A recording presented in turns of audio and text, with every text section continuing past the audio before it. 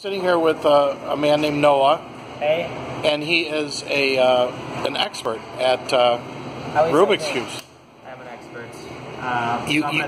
You would say you're not an expert? Well, I'm an expert in a way. Compared to me. Compared to a lot of other people, I'm an expert. So I'm going to just inspect it a bit. Yeah. Go. He's looking at it. Oh, he's even timing himself. Oh, my goodness.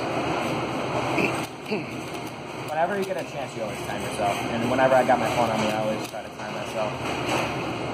Now, earlier, this gentleman was explaining to me the technique. Now, here, I think he's just simply going for speed. I just solved the first two layers at a time. That's what I just did. And then...